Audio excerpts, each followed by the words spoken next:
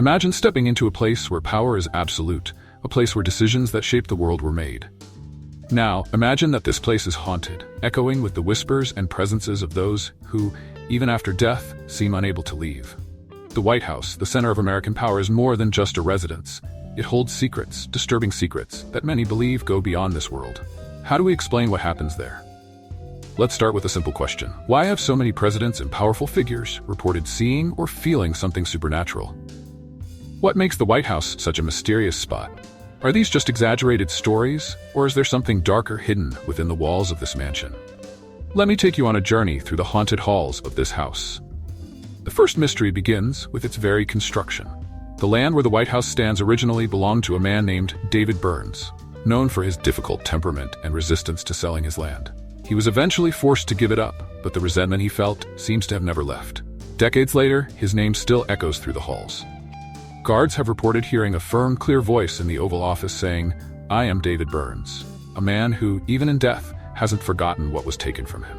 But David Burns is just the beginning. One of the most frequently seen ghosts in the White House is Abraham Lincoln, the 16th President of the United States. Not only did Lincoln lead the country through the devastating Civil War, but he seems to have left his mark in a more literal way, with many figures, including presidents and first ladies, reporting his presence.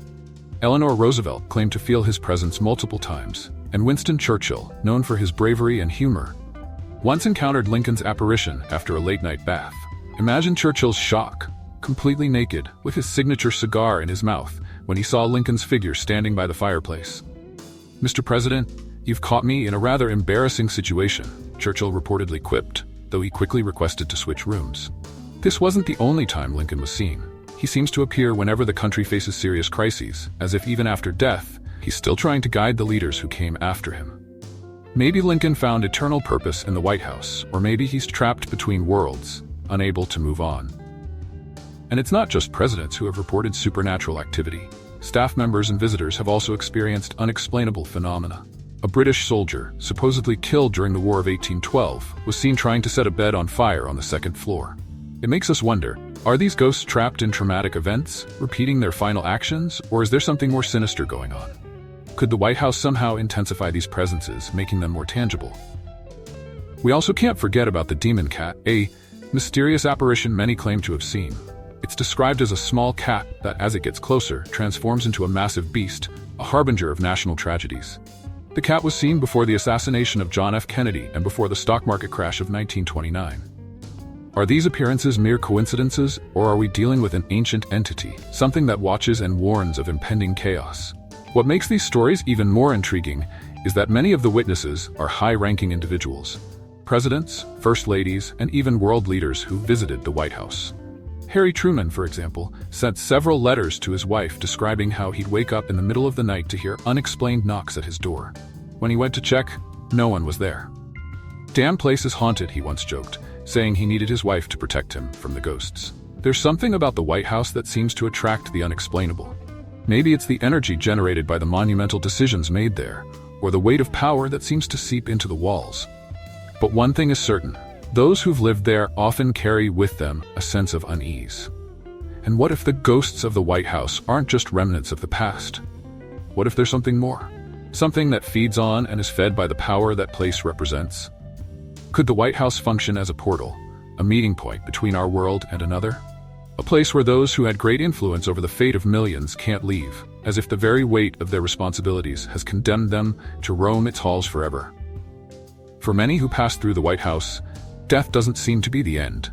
Jane Pierce, wife of President Franklin Pierce, for example, was one of the most melancholy first ladies in American history. After losing all three of her children, Jane became obsessed with spiritualism, even holding seances in the White House in an attempt to communicate with her son Benny. It's said that she succeeded, and that Benny's spirit still plays in the room where he died. The White House, with its apparitions, tragic stories, and history of unexplained activity, leaves us with a chilling question: what really happens inside those walls? Power over the living can be tempting, but is there also power over the dead? If even presidents, powerful figures who shaped the course of history, can't escape that place, what does that mean for the rest of us? While many wonder what happens after death, perhaps some ghosts of the White House have already found their answer. They remain trapped in an endless cycle of power, mystery, and hauntings. So, what's more terrifying, the decisions made within the White House, or the secrets it keeps in the dark. So next time you think about the White House, remember, not everyone inside is alive. There are more secrets hidden in the White House than we can imagine. If what we've talked about so far seems disturbing, know that there are still many more stories waiting to be revealed. The atmosphere of that place seems to invite the unexplainable, as if the very power that emanates from it is a magnet for the supernatural. Let's go back to President Abraham Lincoln. His name comes up so frequently in ghost stories that it seems impossible to talk about the hauntings of the White House without mentioning him. Lincoln was a man of visions, literally. Before his death, he described a strange dream to his wife Mary. In the dream, he was walking through the White House toward the East Room, where he found a coffin surrounded by guards. He asked one of them who had died, and the guard replied, "The president, he was assassinated." The dream haunted Lincoln, and he interpreted it as a premonition of his own death. Shortly afterward, Lincoln was indeed assassinated. And since then, his presence has never left the White House. Mary Todd Lincoln, devastated by the loss of her son William and her husband, began seeking solace in spiritualism, believing she could communicate with their spirits. These seances became a regular part of her life in the White House. But what Mary didn't know was that the spirit of Lincoln she sought would continue to haunt that place long after she was gone. Lincoln has been seen by many important figures. One of the most famous sightings was reported by President Theodore Roosevelt, who described an overwhelming sense of presence upon entering the office Lincoln once used. Other presidents, like Lyndon Johnson, also reported sensing Lincoln's presence, especially during times of national crisis. It's almost as if Lincoln's spirit manifests whenever the country faces difficult decisions, as if he's still trying to guide the nation's leaders. But Lincoln isn't the only one haunting the White House. There are reports of a female figure floating through the halls, dressed in 19th century clothing. She's been identified as Abigail Adams, the wife of John Adams, the second president of the United States. Abigail is often seen carrying a towel or tending to household chores, as if she's still performing her duties as First Lady, even after death. Her spirit seems deeply connected to the White House, possibly reflecting how dedicated she was to her role. Now, if we're talking about curious entities, how can we forget the demon cat? This spectral cat has been mentioned numerous times throughout White House history, and the most disturbing thing about it is that its appearances seem to foreshadow great tragedies. It was seen before Lincoln's death, before the Great Depression, and more recently, before the assassination of John F. Kennedy. When people see the demon cat, it first appears as a small feline, but as it gets closer, it grows in size until it becomes a monstrous creature. What could this cat represent? Is it just a simple ghost, or something more sinister? An ancient force that warns of impending chaos? And what about the secret tunnels beneath the White House? Some say these tunnels were built as escape routes, while others claim they were used for secret meetings and conspiracies. George Washington, one of the founders of the United States and a member of the Freemasons, is said to have planned some of these tunnels. They're marked with Masonic symbols, and according to some theories, these symbols can only be deciphered by those who understand Masonic code. It's believed that the tunnels aren't just physical passageways, but spiritual ones, used for communication between our world and the beyond. But what if all these stories are more than just disconnected tales? What if the ghosts, the apparitions, the secret tunnels, and the demon cat are all part of a much larger mystery? Could the White House be a focal point of supernatural energy? A place where political power and spiritual power intersect in ways you can barely comprehend. One interesting fact that reinforces this idea is that over the years, many presidents who lived in the White House consulted mediums, astrologers, and other experts in paranormal phenomena. Nancy Reagan, for example, was famous for consulting astrologers before making big decisions, and she wasn't the only one.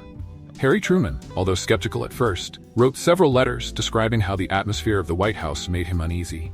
He spoke of doors that slammed shut on their own, footsteps echoing in empty halls, and shadows that seemed to move along the walls. Some say that the very construction of the White House, with its history of displacing indigenous lands and the use of enslaved labor, cursed the place. These energies of suffering, injustice, and misused power may have seeped into the foundations of the house, creating a field of energy that attracts the supernatural. Could it be that presidents, upon taking office, are somehow influenced by these invisible forces? And if so, what does that mean for the decisions that shaped the course of history? Were they manipulated by these entities that inhabit the White House? What's even more disturbing is that despite all the renovations and reconstructions, the haunted essence of the White House remains. It's almost as if the place is alive, feeding off the tragedies, decisions, and emotions of those who walk its halls. Each new president seems to add a new layer to this mystery, whether through supernatural experiences or their own contributions to the haunted history of the place. So the question remains, what keeps these spirits tied to the White House? Is it unfinished business, a thirst for power that never lets them leave? Or is it something deeper, something that transcends human understanding? And most importantly, what does the future hold for those who dare to inhabit this place? Every ghost, every apparition seems to carry a message. Are they trying to tell us something? And if they are we willing to listen? Maybe the mystery of the White House isn't just about hauntings and shadows. Maybe it's a warning, a reminder that even in the center of power, there are greater forces at play. And these invisible, incomprehensible forces may be shaping the destiny of humanity in ways we could never imagine. So next time you look at the White House, maybe it's time to see beyond the political decisions and press conferences. Maybe it's time to pay attention to the whispers, the shadows moving in the windows, and the stories that can't be told publicly. After all, in a place where power is supreme, who's really in control? The White House, with its buried secrets and restless spirits, remains an enigma that few dare to truly face. In the end, power, like mystery, can transcend life and death, and what's hidden inside its halls may never be fully revealed. So, I leave you with this final thought. To what extent can the power of a man or a spirit influence the fate of a nation? And if the ghosts of the past are still present, what are they trying to tell us? If this mystery has intrigued you, if it's left you with more questions than answers, don't forget to like, subscribe, and share this video. After all, the mysteries of the world and the White House are vast, and there's still so much more to discover. Who knows what the next secret will be?